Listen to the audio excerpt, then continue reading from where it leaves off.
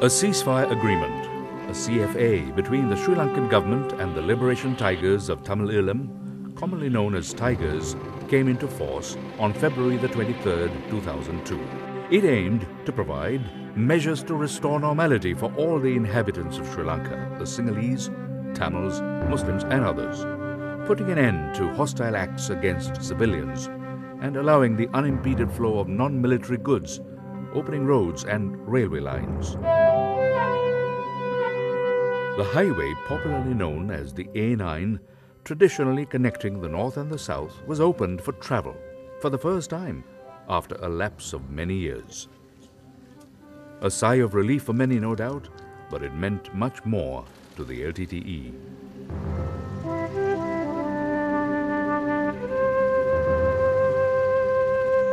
Opening the A9 provided them with a chance to showcase their de facto state.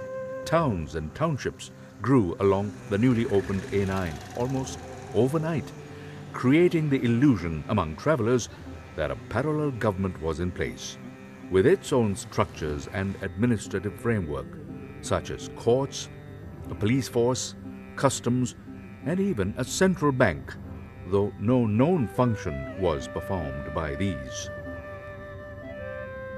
These helped to establish the notion that the Tigers have the potential, the resources, and the competence to govern their so-called homeland. However, the provision of primary services of health, education, common amenities, infrastructure facilities, supply of electricity, telecommunications, and water, and so on, was the sole responsibility of the Sri Lankan government, and continued to remain thus.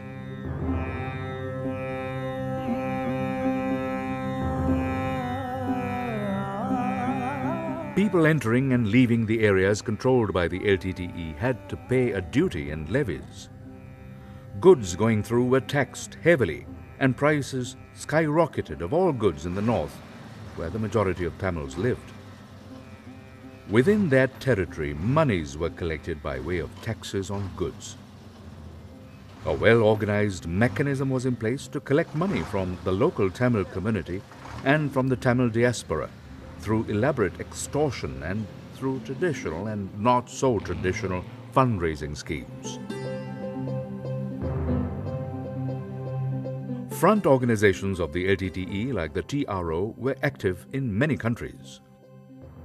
NGOs, INGOs, and even world organizations supplied them aid in various forms, all with good intentions, and on occasion, sometimes with hidden motives as well. Large amounts of money that poured in the wake of the 2004 tsunami went into the coffers of the organization, and most of the material aid received from home and abroad was made use of for their ulterior motives.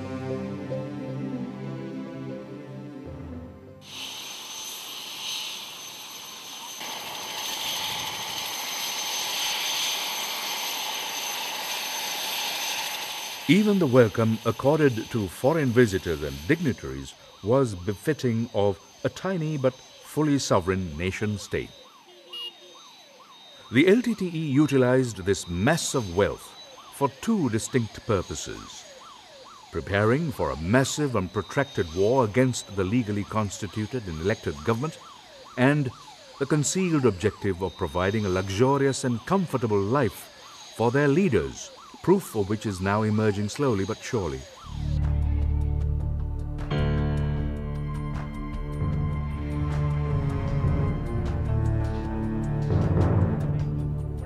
The LTTE relied mainly on terror tactics and violence in achieving their objective of establishing a Tamil Eelam. It did not have faith in people's power and people's struggles, as it didn't cater to the just aspirations of the Tamil masses.